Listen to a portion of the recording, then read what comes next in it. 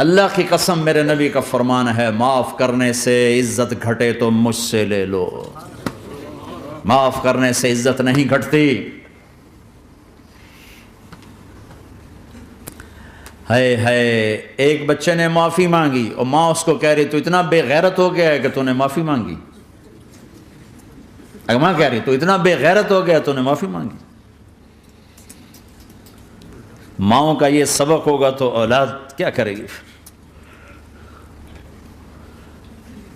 آپ سوئے ہوئے ہیں، سفر میں ہیں، میرے نبی، ایک بدو آیا، غورس اس کا نام تھا، غورث۔ اس نے آپ ہی کی تلوار اٹھائی اور آپ کے یوں پسلی میں ماری، آپ کی آنکھ کھلی تو تلوار لے کے کھڑا، من یمنعک منی، اب بول کون بچائے گا، تیار ہو جا۔ تو آپ ہنس پڑے، آپ نے کہا اللہ، وہ اللہ کہنا تھا کہ تلوار اس کے ہاتھ سے گر گئی، تو آپ نے اٹھا لی، آپ نے ایسے سیدھی کی، آپ نے کہا اب تمہیں کون بچائے گا؟ کہنے لگا مجھے تو ہی بچائے گا۔ تو آپ نے کہا کلمہ پڑھتے ہو؟ کہا نہیں پڑھتا۔ کہا جاؤ معاف کیا، جاؤ معاف کیا۔ یہ میرا نبی ہے، یہ آپ کا نبی ہے۔ ہم تو خالی کسی کوئی اوئے کر دے تو ہم اس سے بات چیت چھوڑ دیتے۔ تو میرے بھائیوں میں نے بات لمبی کر دی، لیکن احباب جمع ہے میر حال دل کہہ لے، پھر التفات دل دوستاں رہے نہ رہے۔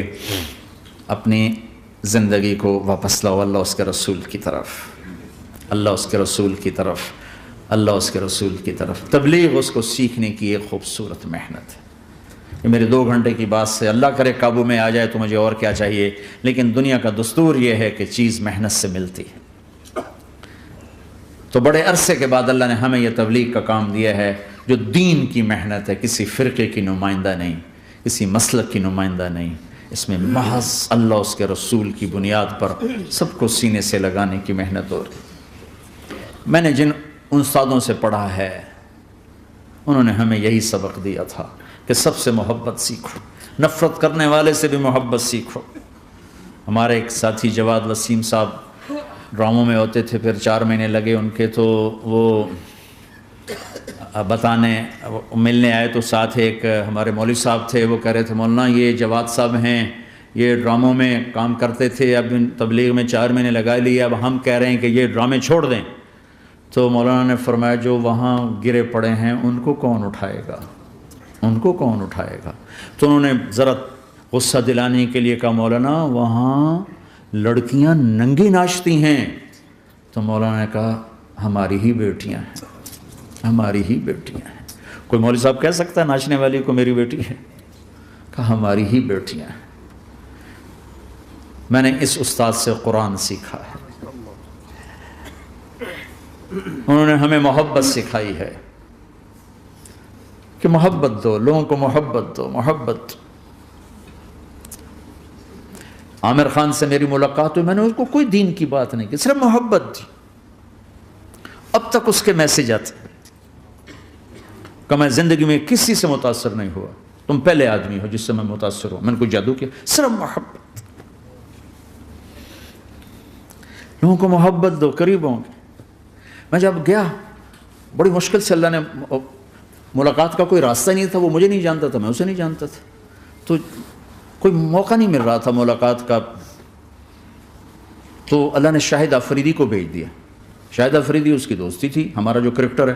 میں نے اس سے فون پر کہا یار میری ملاقات تو کرا، اس نے ملاقات کروائی۔ تو اس نے مجھے کہا آدھا گھنٹہ ہے، آدھا گھنٹہ۔ جب میں پہنچا میکسیمم پونا گھنٹہ، میں کہا ٹھیک۔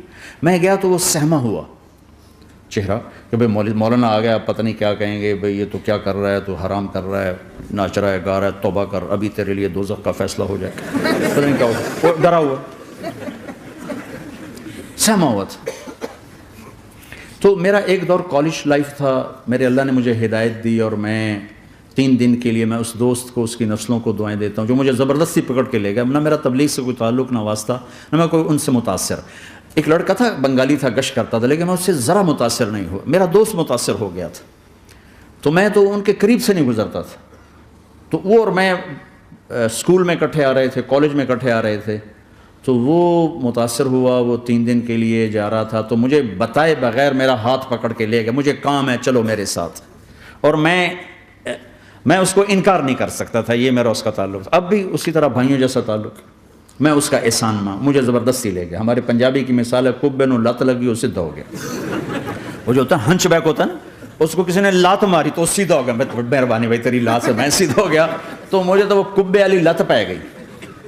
تو اللہ نے مجھے اس طرف لگا دیا. اور جب میری کالج لائف، میں نے کالج کا بہترین سنگر تھا، اسکول کا بہترین، یہ جنید جمشید کیا ہے جو اس زمانے میں یہ سارا کو اٹھایا میں نے سارا کیا ہے. تو اب وہ بیچارہ ایسے بیٹھا ہوا، تو میں نے اس سے بیٹھتے فلموں کی باتیں شروع کر دی. اور تھوڑی دیر بعد میں نے محسوس کیا کہ فرام 60 to 72 جو فلم انڈسٹری کو جتنا میں جانتا تھا اتنا وہ نہیں جانتا تھا. تو اس کے اوپر میرے علم کا روپ پڑ گیا، اس کی لائن کا علم تھا نا. تو حیران پریشان، یہ واز تو ہو نہیں رہا. تو کبھی دلیپ کمار کی باتیں شروع ہو گئیں، کبھی راج کپور کی شروع ہو گئی، اور کبھی محبوب صاحب شروع ہو گئے، کبھی مدن موہن شروع ہو گئے. وہ آدھا گھنٹہ تو یوں ہی گزر گیا. تو آدھے گھنٹے کے بعد میں نے کہا جی ہمارا تو ٹائم اوور کا نہیں، اٹھیں چلے ادھر چل کے بیٹھتے. میں کھانے کی ٹیبل پر تھا تو وہاں جا کے بیٹھ گئے. پھر وہیں باتیں شروع ہو گئیں. جب اس کا سارا خوف دور ہو گیا اور ریلیکس ہو گیا، اس میں پونے گھنٹے سے 50 منٹ گزر گئے تھے. تو پھر میں نے کہا عامر بھائی آپ حج پہ آئے ہیں، اگر آپ اجازت دیں تو آپ کو اپنے نبی کا حج سناؤں. کہنے لگے ہاں جی ضرور سنائی. پھر میں 1.25 گھنٹہ بولتا رہا اور وہ ایسے کر کے یہاں سے وہ یوں نہیں ہوا. 1.25 گھنٹہ ایسے بیٹھ کے یوں سنتا، ہلا نہیں اپنی جگہ سے. لوگ محبت کے بھوکے ہیں، تم فتوے دینا شروع کر دیتے. جنید جمشید کے بارے میں مجھے پتہ چلا کہ ساتھی اس کے گھر کھانا نہیں کھاتے کہ حرام کمائی. وہ بہت ڈس ہارٹڈ ہے، نیا نیا تبلیغ میں آ رہا تھا. میرا آگے کہیں سفر تھا، جماعت میں جا رہے تھے، کراچی سے آگے جانا تھا. تو میں نے اسے فون کیا کہ میں آ رہا ہوں، میں کھانا تیرے گھر کھاؤں گا. تو کہنے لگا میرے گھر؟ میں نے کہا ہاں تمہارے گھر. پھر کہنے لگا میرے گھر؟ میں نے کہا ہاں تمہارے گھر. کہا واقعی میرے گھر؟ میں نے کہا ہاں واقعی تمہارے گھر. کہا یہ تو میرا تو گھر تھا، کوئی نہیں کھانا کھاتا، کہتے حرام ہے. میں نے کہا میں اتنا بڑا مولوی نہیں ہوں، میرا گزارا ہو جائے گا.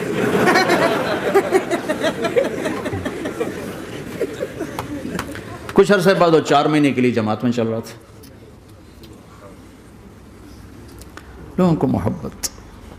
میں رائمنڈ میں بیٹھا تھا، ایک شخص آ گیا. کہا جی وہ مبارک سینما لاہور میں تھا، اس کا مالک آ رہا تھا چند دنوں سے رائمنڈ. آج وہ کچھ گھر سے لے کر آیا تو ایک دی وہاں کسی رائمنڈ میں کسی کو پیش کی تو اس نے انکار کر دیا، میں نہیں کھاتا، آپ کی کمائی حرام ہے. تو بہت زیادہ شرمندہ ہو رہا. میں نے کہا اسے لے آؤ جلدی سے میرے پاس. وہ اس کو لے کر آئے تو میں نے کہا جی کیا نام ہے؟ کہا جی ہارون. کیا کرتے ہو؟ تو اس نے سر یوں کر وہ چھوٹا سا بزنس ہے. میں نے کہا کیا بزنس ہے؟ بہت چھوٹا موٹا بزنس. میں نے کہا بھائی بتاؤ تو صحیح. کہا سینما ہے. سینما ہے. میں نے کہا کون سا سینما؟ مبارک سینما. مبارک. میں نے کہا مبارک؟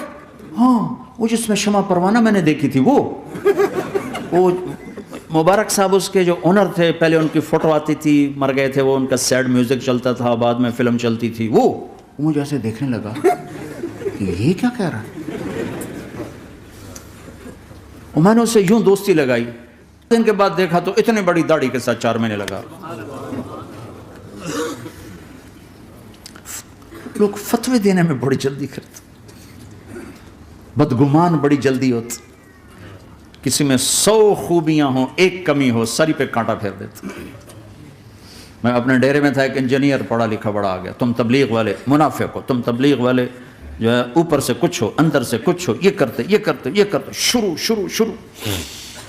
میرے ڈیرے میں تھا، مجھے بولنا نہیں تھا، میرا مہمان تھا. مہمان تو جوتا بھی مارے تو ہمیں سہنے کا حکم ہے. میں چپ کر کے سنتا رہا. جب وہ سارا کچھ بول بیٹھا تو میں نے کہا بھائی صاحب اللہ تعالیٰ نے پرفیکشن نہیں مانگی، کاؤنٹنگ کہا ہے. کاؤنٹنگ کروں گا. 100 نمبر نہیں مانگے، کہا ہے میں کاؤنٹنگ کروں گا. اگر تمہارے 51 ہوئے تو باقی معاف کر دوں گا. تو جو گناہ عیب ثواب آپ بتا رہے ہیں، ممکن ہے اللہ معاف کر دے ان نیکیوں کی وجہ سے جو تبلیغ والے کر رہے ہیں. اور کسی کو برا کہنا یہ اپنے برا ہونے کی پہلی نشانی ہے. میرے نبی نے فرمایا کسی کے برا ہونے کے لیے یہی کافی ہے کہ دوسرے کو برا کہے. یہ میں اسے نہیں کہا، یہ ویسے آپ کو بتا رہا ہوں، اس کو یہ میں نے نہیں کہا. آپ سے عرض کر رہا ہوں کہ میرے نبی نے فرمایا کہ کسی کے برا ہونے کے لیے اتنا ہی کافی ہے کہ دوسروں کو برا سمجھو۔ میں نے کہا اللہ نے کاؤنٹنگ رکھی ہے، کاؤنٹنگ، اور میں نے کہا یہ جو حکومت پاکستان ہے یہ کوئی اتنی اچھی حکومت نہیں ہے، لیکن یہ بھی اپنے رعایا کے لیے اتنی رحم دل ہے کہ جو لڑکا 33 نمبر لے اس کو پاس کر دیتے ہیں۔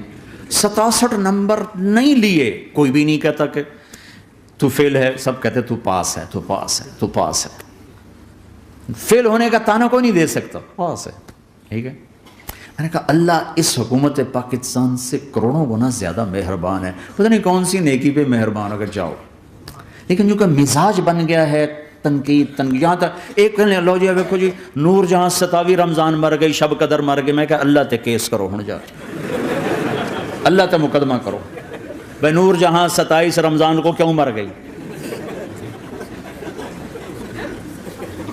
27 رمضان کو کوئی آدمی اپنی مرضی سے مر سکتا؟ اتنی مقدس رات، اتنا مقدس دن، تو کوئی بات تو اللہ کو پسند آئی جو اس کی موت دی؟ لیکن ہماری عادت بن گئی ہے کمیاں پکڑنا، ٹانٹنگ کرنا، چھلنی کر دینا سینہ، اپنے اب دھنی اپنی دھن، تجھے کیوں فکر ہے اے گل دلے صد چاک بلبل کی، تو اپنے پیرہن کے چاک تو پہلے رفو کر لے۔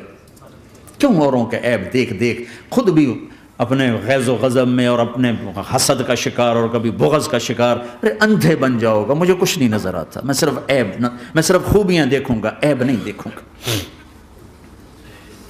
لوگوں کو قریب کرو، پیار کرو، محبت دو، بیوی خامند کو محبت دے، اظہار کرے، خامند بیوی کو محبت دے، اظہار کرے۔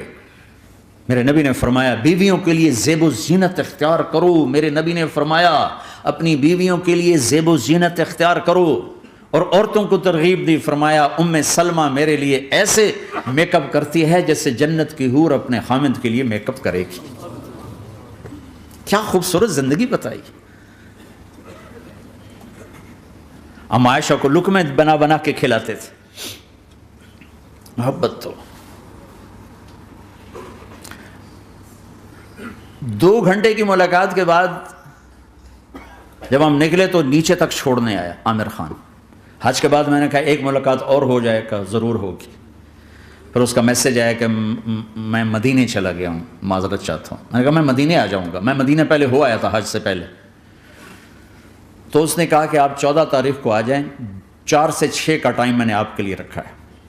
تو میں، جنید اور ایک اور ساتھی ہم دوبارہ وہاں چلے گئے 4 بجے، 4:15 ہم اس کے ساتھ ہماری شوٹنگ شروع ہوئی، 4:15 سے 10:15 تک 6 گھنٹے مسلسل، اور اس کے ماتھے پہ ذرا نشان نہیں آیا کہ میں بور ہو رہا ہوں۔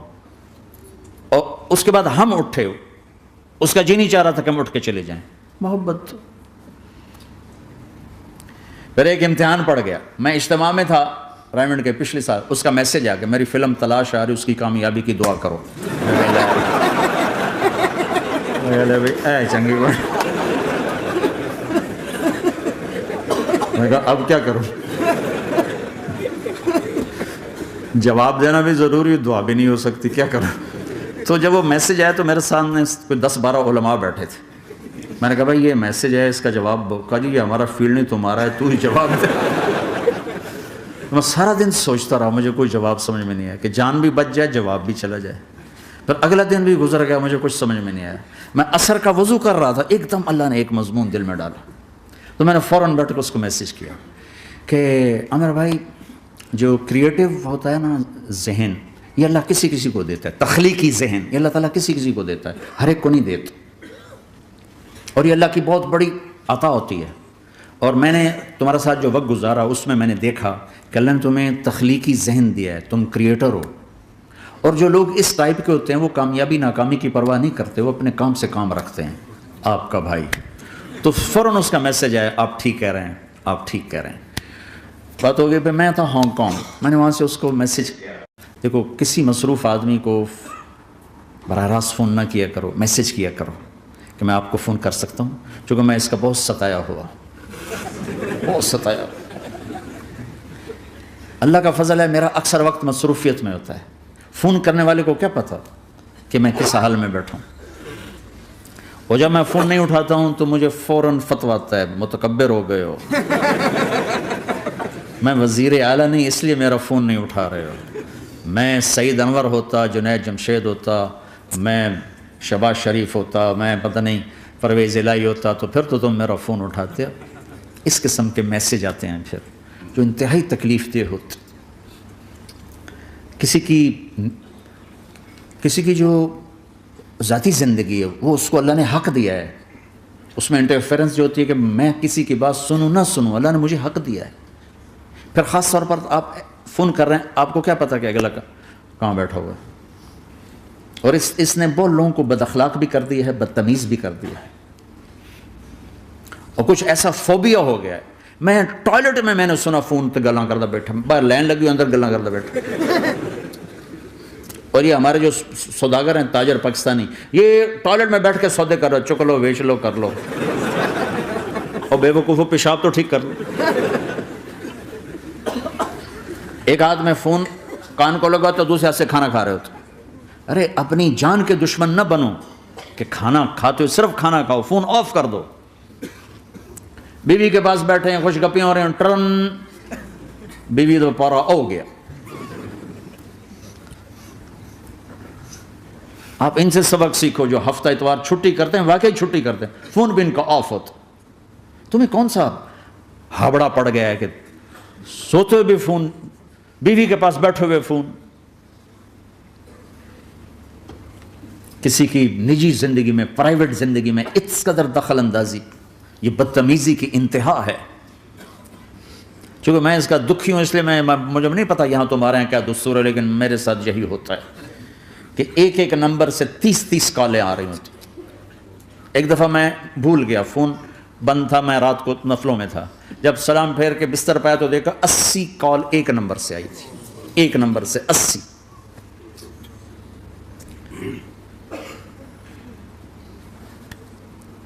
کسی کو بھی فون کرنا ہو، اگر تمہاری شناسائی ہے ٹھیک ہے، جب مرضی کرو، لیکن اس کا بھی ٹائم دیکھو. وہ تمہیں تمہاری شناسائی نہیں، آدمی مصروف ہے، اس سے اجازت تو لے لو، میں آپ کو فون کر سکتا ہوں. ملاتے جا رہے ہیں. رات 12 فون کھلا رہے گا، انسان ہے، کوئی 1:30 بجے کے قریب ٹن میری آنکھ کھل گئی. میں نے کہا کوئی مصیبت میں ہوگا جو آپ فون کر رہا ہے. کہا جی مولانا صاحب مسئلہ پوچھنا تھا کہ ٹوائلٹ میں دعا پڑھ سکتے ہیں کہ نہیں پڑھ سکتے. میں کہا پھٹے منہ تیرے مسئلہ، اور تجھے 1:30 بجے یہ یاد آ رہا ہے.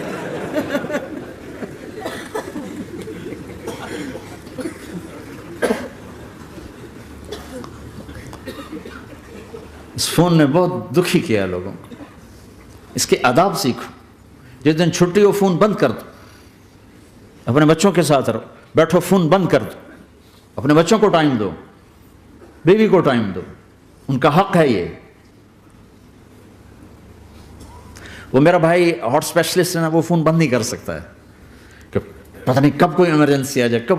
تو میں جب اس کے گھر ہوتا ہوں تو میں اپنی بھابھی بیچاری کی بے بسی دیکھتا ہوں. وہ لگی ہوتی ہے کبھی موڈ میں، کبھی ضرورت میں، اوپر سے ٹن تو بیچاری کا وہ پارا جاتا ہے. لیکن وہ بھی جانتی ہے کہ بیچارہ بے بس ہے، کہ چونکہ ہارٹ کا مرض ایسا ہے کہ ہر وقت ایمرجنسی ساتھ لگی ہوئی، تو انتہائی ڈسٹرب ہے بیچاری وہ خامد کے فونوں سے.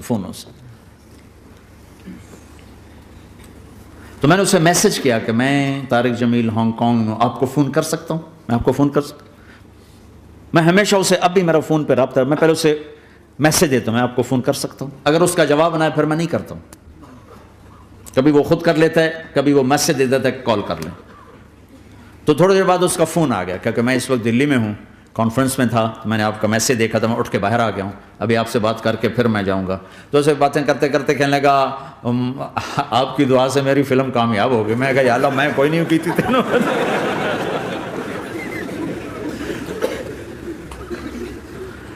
بھائیو محبتیں بانٹو، نفرتیں تو پہلے ہی بہت پھیل چکی.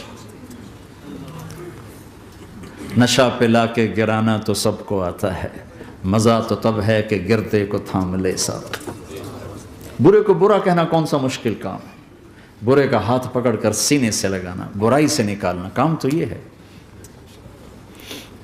میں نے بہت لمبی بات کر دی، میں معذرت چاہتا ہوں، معافی چاہتا ہوں. مجمع بھی بہت زیادہ ہے، مستورات بھی ہیں، اور اس کے ذریعے سے آگے پتہ نہیں کہاں کہاں پیغام جا رہا ہے. اور ہر گھر کا یہ روگ ہے کہ دل پھٹے ہوئے ہیں، اور اس کے پیچھے دو چیزیں، ایک زبان کا غلط استعمال ہے، ایک دل کا بغض ہے. دو پہ قابو پا لو. زبان پہ قابو پانا سیکھ جاؤ، چونکہ اونچ نیچ ہمیشہ رہے گی، اور اپنے دل کو بغض سے دھونا سیکھ لو. تو انشاءاللہ العزیز اللہ تبارک و تعالیٰ آپ کو یہاں بھی جنت کا مزہ چکھائے گا اور آگے بھی جنت عطا فرمائے. میں نے اپنی بیگم سے کہا کہ تیرے اخلاق کا پتہ چلے گا جب تو ساس بنے گی. ماں ہو کر تو ہر ماں بچوں پہ فدا ہوتی ہے. جس دن تو بہو گھر میں لائی اور اس کے ساتھ تو نے بیٹی والا معاملہ کیا تو پھر میں تیرے اخلاق کو سلام کروں گا. اور میں اللہ کا شکر ادا کرتے ہوئے کہہ رہا ہوں کہ اس نے اس کو تیسری بیٹی بنا لی. میری دو بیٹے اس کو تیسری بیٹی بنا لی. اور میں نے اسے سمجھایا کہ دیکھو میرا اور تیرا یوسف کی بیوی پر کوئی حق نہیں. میرے بڑے بیٹے کا نام، میں کہا تیرا اور میرا آنے والی پر کوئی حق نہیں ہے. وہ ہمیں پوچھے اس کا احسان ہے، وہ نہ پوچھے تو کبھی اسے گلا نہ بنانا، کیونکہ اس کے ذمہ ہی کوئی نہیں. یوسف کے ذمہ ہے تیری میری خدمت کرے، حال پوچھے، لیکن اس کی بیگم کے ذمہ تیرا اور میرا کوئی حق نہیں ہے. تو اللہ کے فضل سے اس کو نبھایا. میں تو ویسے ہی باہر رہتا ہوں بہت کم، میں تو اپنے بچوں کے پاس نہیں بیٹھتا ہوں، تو مجھے تو موقع نہیں ملتا ہے، لیکن اس نے اس کو نبھایا اللہ کے فضل و کرم سے. تو اپنے گھروں کو اگر خوبصورت بنانا ہے تو چیزوں سے نہیں بنتے گھر خوبصورت، رویوں سے گھر خوبصورت بنتے. ڈیلنگ سے، بول سے. میٹھا بول دلوں کو جیت لیتا ہے اور ایک کڑوا بول دلوں میں آگ بھر دیتا ہے. تو میرے بھائیو بہت بڑا مجمع ہے اور بیان بھی 2.5 گھنٹے تک ہو چکا ہے. میں آپ سب بھائیوں سے ایک تو یہ گزارش کرتا ہوں کہ آپ اس ایمانی زندگی کو سیکھنے کے لیے اللہ کی راہ میں وقت لگانے کی نیت کرو. کرتے ہو نا سارے؟ 4 مہینے چیلے کا ارادہ کرتے ہو نا؟ کون سال کے اندر 4 مہینے چیلا لگا لے گا؟ سال کے اندر کون لگا لے گا؟ چلو سب کی تشکیل ہو گئی. آپ کا یہ مرکز ہے، اکثر مجمع تو شہر کا ہوگا، یہاں جمعرات کو بیان ہوتا ہے، اس میں جایا کرو. ایک ویکنڈ جماعت میں لگایا کرو. 24 گھنٹے کی زندگی میں صرف 5 نمازیں ہیں، ان کو قابو رکھو، ہاتھ سے جانے نہ دو. اور صبح سے شام تک، شام سے صبح تک اس زبان پہ قابو رکھو اور اس دل پہ قابو رکھو. اپنی کمائیوں میں حلال لاؤ، حرام سے نکلو. جھوٹ نہ بولو، ٹیکس پورا دو، ٹیکس میں چوری نہ کرو. میں مفتی نہیں، لیکن میں یہ کہتا ہوں کہ کسی حال میں بھی جھوٹ بولنا سوائے جان پہ بن جائے. جان جا رہی ہو تو اس کے لیے ہاں یہ ایک جگہ جھوٹ بولنا جائز ہے. بیوی ناراض ہو اس کو راضی کرنے کے لیے بے شک جتنے مرضی جھوٹ بول.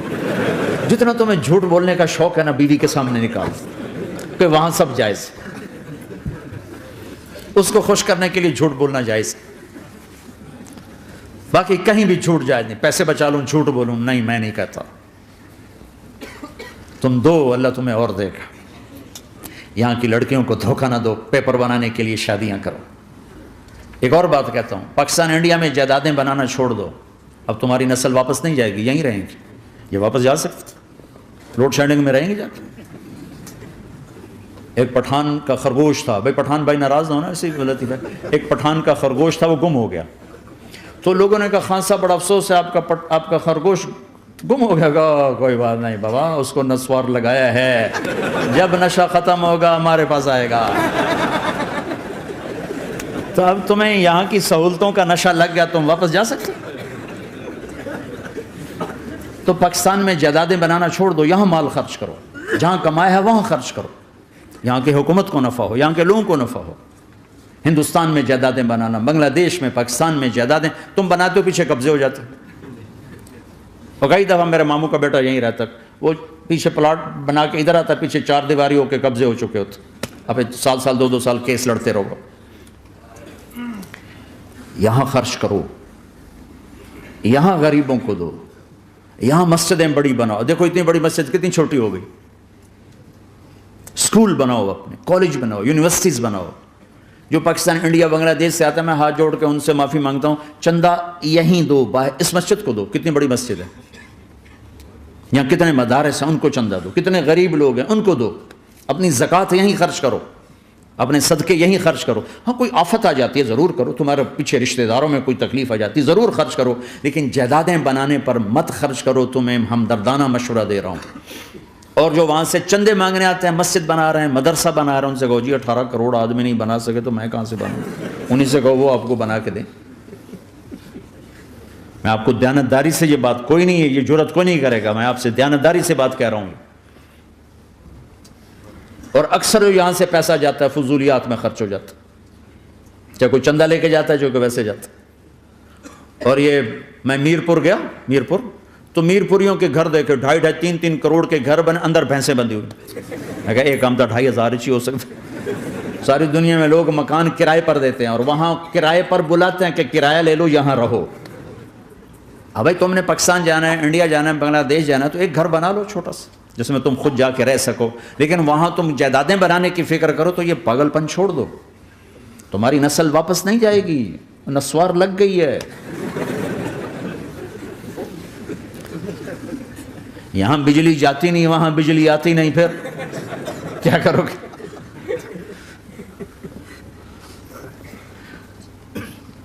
تو اپنی دنیا کے بھی سمجھدار بنو.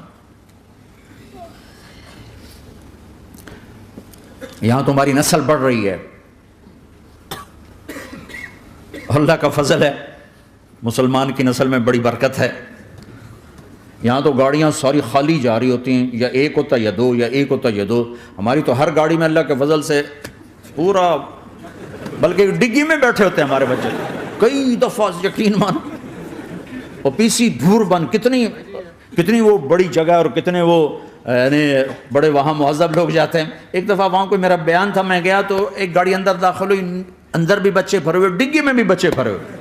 میں کہا شکر ہے ساڑی نسل توادوش ہو رہی. تو ان کے لیے اسکول بناؤ، ان کے لیے مدرسے بناؤ، ان کے لیے کالج بناؤ، ان کے لیے مسجدیں بناؤ، ان کے لیے مکتب بناؤ، یہاں خرچ کرو. پیچھے جو جائے گا وہ ضائع ہو جائے گا، یا تمہارے عزیز رشتہ دار قبضہ کر جائیں گے. ہاں وہاں کوئی تمہارے ماں باپ ہیں، عزیز ہیں، بیمار ہیں، غریب ہیں، ان کی مدد کرو. لیکن اپنی جائیدادیں بنانے میں پیسہ ضائع کرنا، تمہیں کچھ نہیں تمہارے ہاتھ آئے گا.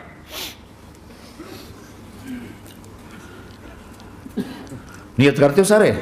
اب ایک آخری بات کہہ کے دعا کرتا ہوں کہ دیکھو بھائی بہت بڑا مجمع ہے ماشاءاللہ، 95% مجھے نوجوان نظر آ رہے ہیں. یہاں سے آج صلح کر کے اٹھو اور توبہ کر کے اٹھو. اللہ سے مانگو کہ آج ہم توبہ کر کے اٹھیں، کہ توبہ ایک ایسا عمل ہے جو پچھلے سارے گناہ دھو دیتا ہے، سارے دھونے دھو دیتا ہے، سارے گناہ معاف کر دیتا ہے. تو میں آپ کے، اور یہ جتنا بات میری آگے جا رہی میڈیا کے ذریعے جہاں جہاں جو سن رہا ہے، میں سب سے ہاتھ جوڑ کے کہتا ہوں کہ آج توبہ کر لو اپنے اللہ کی بارگاہ میں. پچھلے پر توبہ کر لو، آئندہ کے لیے صلح کر لو، انشاءاللہ مزے کی زندگی ہو جائے گی.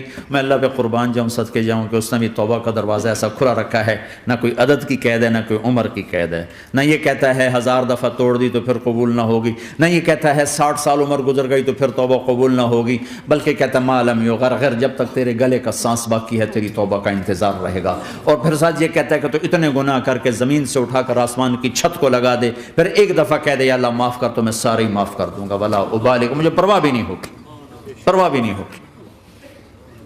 میرا ایک شاگرد ہے کراچی میں، اس کے مسجد کے ساتھ ایک عورت تھی، وہ لڑکیاں سپلائی کرتی تھی. کس قدر بدترین کام. اس نے، میرے شاگرد نے اس عورت کے بیٹے سے دوستی لگائی اور اس کو میرے بیان کی کیسٹ دے دی. اس نے کہا یہ سن لینا. اس نے گھر میں جا کے لگا لی. اس کی ماں کام کرتے ہوئے چلتے پھرتے سن رہی، کانوں میں آواز پڑ رہی. تھوڑی دیر کے بعد وہ آ گئی، کہنے لگی مجھے بھی سنا. تو اس نے سنی، پھر کہنے لگی دوبارہ سنا، پھر دوبارہ سنی، پھر کہنے لگی ایک دفعہ اور سنا، پھر ایک دفعہ اور سنی. کہنے لگے یہ کون ہے؟ کہ پتہ نہیں کون ہے. کہ کس نے دی؟ کہ یہ مولوی صاحب جو مسجد کا اس نے دی.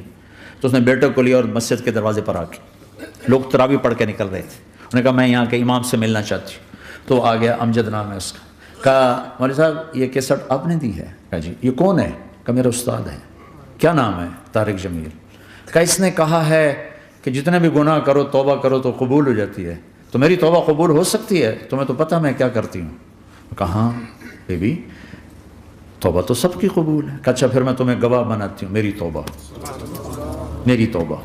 اور اگلے دن مسجد میں آنا شروع کر دی تراویح میں، اور دعا کرے یا اللہ اگر میری توبہ قبول ہے تو مجھے اٹھا لے، اگر میری توبہ قبول ہے تو مجھے اٹھا لے، اگر میری توبہ قبول ہے تو. زور زور سے دعا کرتی عورتوں کے اس میں، جس طرح عورتیں نماز پڑھتی تھی. 29 کی رات سجدے میں اللہ نے اس کو موت دی تھی. ساری زندگی لڑکیاں سپلائی کی اور موت آئی رابعہ بصری جیسی. توبہ ایسی چیز، اے اللہ میری توبہ قبول ہے تو مجھے اٹھا لے. 29 کی رات سجدے میں اللہ نے اس کی روح کو قبض کیا۔ تو میرے بھائیوں بہنوں، جتنا مجمع آپ موجود ہو، جتنا اس کے ذریعے سے سن رہا ہے، آج توبہ کر لو۔ پتہ نہیں نہ جانے بلا لے پیا کس گھڑی، پتہ نہیں رب کا بلاوا کب آ جائے، تو ہم توبہ کر لیں اور اپنے مالک کو راضی کر لیں۔ تو نیت کرتے ہو میرے ساتھ؟ سارے کرتے ہو نا؟ تو کہو یا اللہ میری توبہ، پھر کہو یا اللہ میری توبہ، پھر کہو یا اللہ میری توبہ۔ اللہ کی قسم اگر دل سے کہا ہے سب معاف ہو۔ میں نواب شاہ میں تھا تو ایک وڈیروں کو جمع کیا، وڈیرے مسجد میں تو آ نہیں سکتے، سندھی وڈیرے، تو ہم نے ایک وڈیرے سائیں کے گھر میں ہی بیان رکھ دیا، تو وہاں آ گئے سارے۔ تو ایک وڈیرے کو لے کر اب بڑی مونچھیں اور جلالی چہرہ اور بہت غلط زندگی، میں نے بیان کیا، وہ بیان میں روتا رہا۔ جب میں نے کہا ہاں بھائی توبہ، میں ہر بیان میں یہ کرتا ہوں کوشش، شاید کوئی ایک آدمی میرے ذریعے سے توبہ کر جائے تو میری بخشش کا سامان بن جائے، تو اس نے زور سے کہا اللہ سائیں توبہ، اللہ سائیں توبہ، اللہ سائیں توبہ۔ ساری زندگی کی غفلتیں تھیں۔ گھر گیا اور یہ ظہر پہ بیان ختم ہوا ہے اور مغرب پہ اس کی موت واقع ہو گئی۔ ساری زندگی گناہوں میں گزار کے وہ گیا جنت میں، کہ توبہ تہدم ما کان قبلہا، کہ توبہ ہر گناہ دھو دیتی۔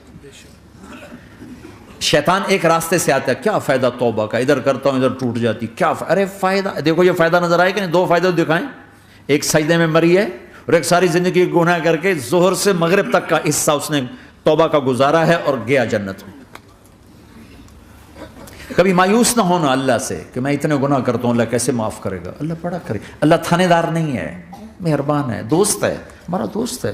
اللہ سے باتیں کرو، اللہ سے یاری لگاؤ، اللہ کو دکھڑے سناؤ، یا اللہ میرے ساتھ یہ ہو رہا ہے تو کچھ کر دینا۔ اللہ سے لاڈ کرو جیسے ماں سے لاڈ کرتے ہو۔ اللہ تو پیار کی چیز ہے نا کہ ڈرنے کی، ہاں ڈرنا ہے اپنے گناہوں کی وجہ سے، لیکن پیار غالب ہو، محبت غالب ہو۔ وہ نہیں تھا چرواہا موسیٰ علیہ السلام نے سنا کرا اللہ سیاں تو آویں آ تیری جوواں کڈاں، تین تیل لاواں، تین کنگھی کراں، تین روٹی کھواواں، تین دودھ پواواں، یہ اللہ سے باتیں کر رہا۔ تو موسیٰ علیہ السلام نے اس کو بدبخت یہ کیا کہہ رہا ہے، کہہ رہا ہے یا اللہ تو میرے پاس آ، میں تمہیں تیل لگاؤں، تیری جویں نکالوں، تیری کنگھی کروں، تجھے بکری کا دودھ پلاؤں۔ تو وہ تو بیچارہ ڈر کے رونے بیٹھ گیا۔ جب موسیٰ علیہ السلام طور پر آئے تو موسیٰ علیہ السلام سے اللہ نے کہا موسیٰ تو نے تو میرا یار ہی مجھ سے دور کر دی، مجھے تو اس کی باتیں بڑی اچھی لگتی تھی، تو نہیں یہ کیا، جا اس کو خوش کر کے جیسے ناراض کر کے آیا۔ چلو اس روایت میں تو کوئی اونچ نیچ ہو سکتی ہے، کچی پکی بات ہو سکتی ہے، لیکن میرے نبی کی صحیح حدیث بتا رہا ہوں۔ میرے نبی مسجد میں صحابہ ہنس رہے تھے تو آپ نے فرمایا جو میں جانتا ہوں تم جانو تو تمہارا ہنسنا بند ہو جائے، رونا زیادہ ہو جائے۔ تو سب صحابہ نے زاروں قطار رونا شروع کر دیا۔ آپ یہ کہہ کر واپس مڑے، دروازے تک نہیں پہنچے تھے کہ جبریل آ گئے کہ میرے محبوب تو نے میرے بندوں کو اتنا زیادہ ڈرا دیا مجھ سے، جا واپس جا، جیسے رولایا ہے ایسے ہی ہنسا کے آ۔ اللہ پاک تو ہمارے مالک خالق، ہمارے مہربان ہیں۔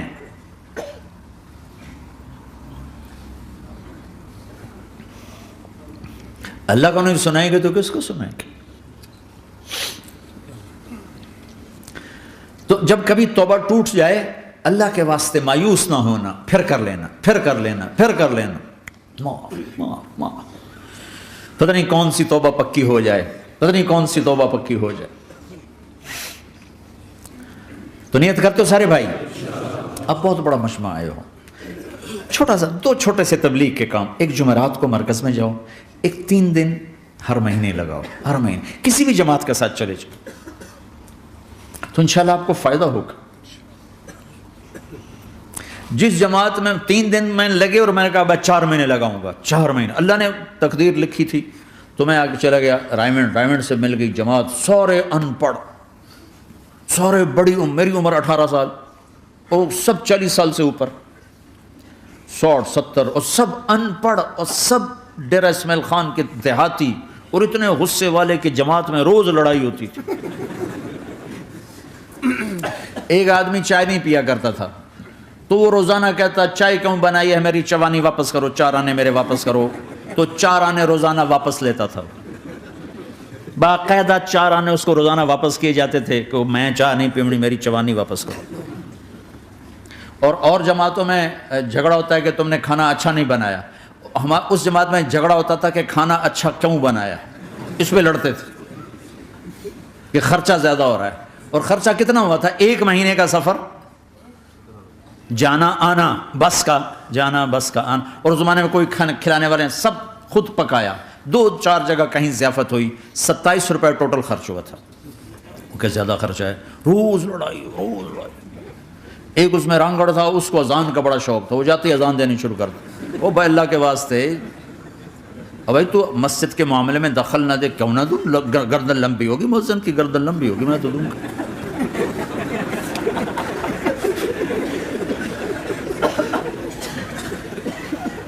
وہ امیر بھی چٹا ان پڑھ تھا، بالکل ان پڑھ، مطلب عجیب وہ نمونہ تھی جواب. یعنی اس میں ہر ایسا ایلیمنٹ موجود تھا کہ میں بستر اٹھا کے بھاگ جاؤں، لیکن مجھے اسی سے فائدہ ہو کہ تبلیغ معلوماتی محنت نہیں ہے، تبلیغ صفات کو سیکھنے کی محنت. علم کو سیکھنے کے لیے مدرسے ہیں، علماء ہیں، تبلیغ تو صفات کو سیکھنے کی محنت. ایمان کیسنا بنا. میں جب واپس آیا تو میں بیٹھا تھا مسجد میں، تو ایک شخص نے پوچھا آپ کہاں گئے تھے، کتنا سفر تھا؟ میں نے بتایا. کہنے کہا آپ نے کیا سیکھا؟ انہوں نے مجھ سے کہا آپ نے کیا سیکھا؟ میں نے کہا میں نے اپنی مرضی کے خلاف کرنا سیکھا. کہا ماشاء اللہ ماشاء اللہ، آپ نے بہت سیکھا بہت سیکھا. وہ ساری زندگی اس سے پہلے اپنی مرضی پہ گزری، اپنی چاہتیں، اللہ نے ماں باپ سے دیا ہوا بہت کچھ، لیکن جو میری بنیاد بنی وہ سفر تھا جس میں روز لڑائی ہوتی تھی. تو کسی بھی جماعت میں چلے جاؤ، ویکنڈ چلے جاؤ، یہ نہ دیکھو کون ہے کون ہے، چلے جاؤ. اس جانے میں اللہ کی ہدایت کا نظام چھپا ہوا ہے. اور تم میں کوئی 2 ایسے نہ ہو جو لڑے ہوئے ہیں. اٹھتے ہی صلح کرنا. میاں بیوی میں کھٹ پٹ ہے، اٹھتے ہی صلح کرنا. بہن بھائی لڑے ہوئے ہو، ماں باپ سے لڑے ہوئے ہو، اٹھتے ہی صلح کرنا. جو صلح کرنے میں پہل کرے گا اللہ کا محبوب بن جائے گا. شیطان پرانا کھلاڑی ہے نا کوئی، اور ہے بھی تجربہ کار، گول بھی بڑے ٹھکا ٹھک کرتا ہے نہیں. وہ روزانہ اپنی میٹنگ بلاتا ہے. میٹنگ، ہاں بھائی کیا کیا؟ تو کہتے ہیں جی زنا کرایا. تو ایسے بیٹھا رہتا ہے یوں سر جھکا کر. چوری کرائی، نماز نہیں پڑھنے دی، جوا کھلایا، یوں کرتا تھا. ایک لنگڑا بھیڑتو شیطان پیچھے سے کہتا ہے جی میاں بیوی کو لڑایا. او شاباش، کام تو کر کے آیا ہے. میاں بیوی کو لڑایا، آجا آگے آجا آگے آجا آگے آجا. اس کو بلا کر گلے لگاتا ہے، پھر یہاں اپنے پاس بٹھاتا ہے. وہ بدبختو، یہ ہے اصل کام. شرابی کی شراب اس کی ذات تک، میاں بیوی کی لڑائی، نسلیں برباد، خاندان برباد، اولاد برباد.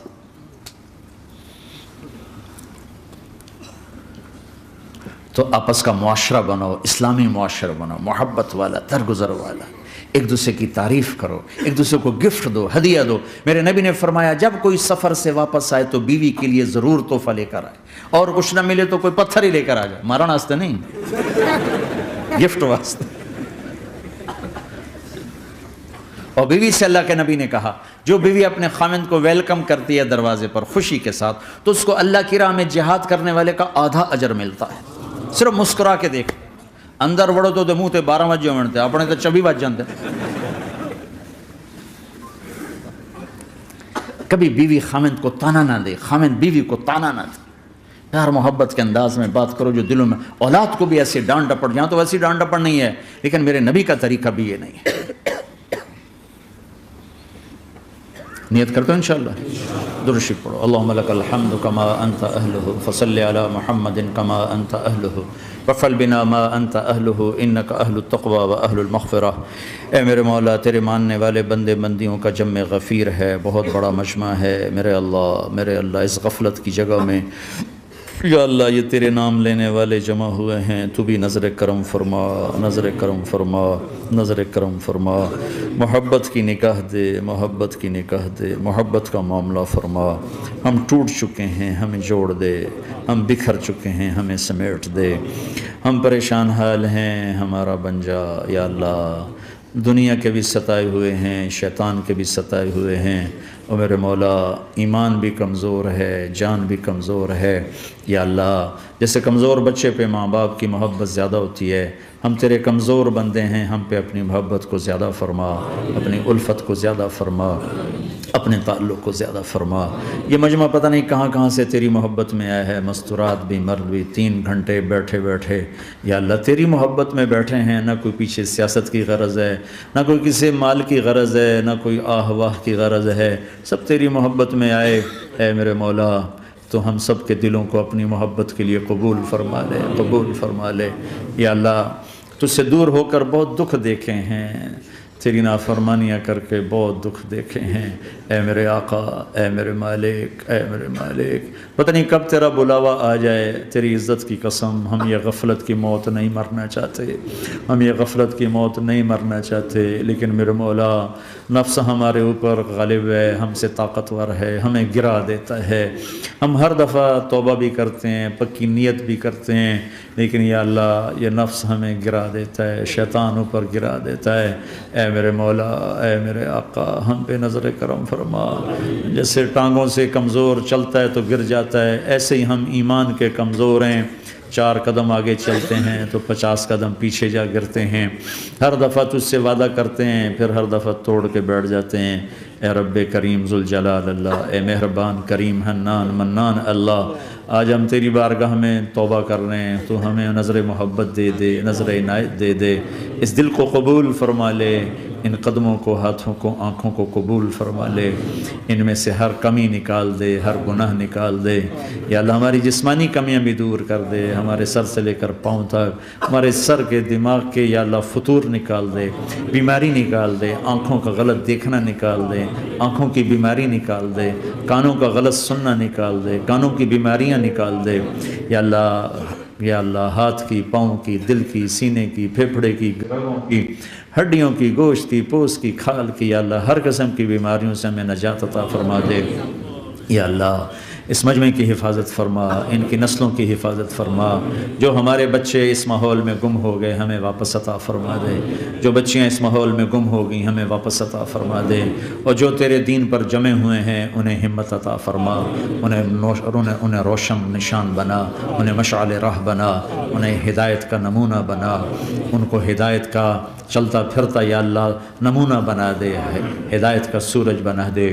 یا اللہ سچائی ہمارا زیور بنا دے، سچائی ہمارا حسن بنا دے، اپنے اور اپنے حبیب کی محبت ہمارے دل کا وظیفہ بنا دے، اپنے حبیب کی محبت ہمارے دل کا وظیفہ بنا دے۔ یا اللہ ہم سب سے راضی ہو جا، اس مجمع سے راضی ہو جا۔ یا اللہ ہم نے توبہ کی ہے، اس پہ ہمیں پختہ فرما دے۔ یا اللہ اس مسجد کو آباد فرما، ہماری مساجد کو آباد فرما، ہمارے مدارس کو آباد فرما، مکاتب کو آباد فرما۔ جیسے نسل بڑھ رہی ہے ویسے دین کی ضروریات بھی بڑھ رہی ہیں، انہیں اپنے غیب سے پورا فرما، انہیں اپنے غیب سے پورا فرما، انہیں اپنے غیب سے پورا فرما۔ یا اللہ ربنا آتنا فی الدنیا حسنہ وفی الآخرۃ حسنۃ وقنا عذاب النار، وصلی اللہ تعالی النبی الکریم، آمین برحمتک۔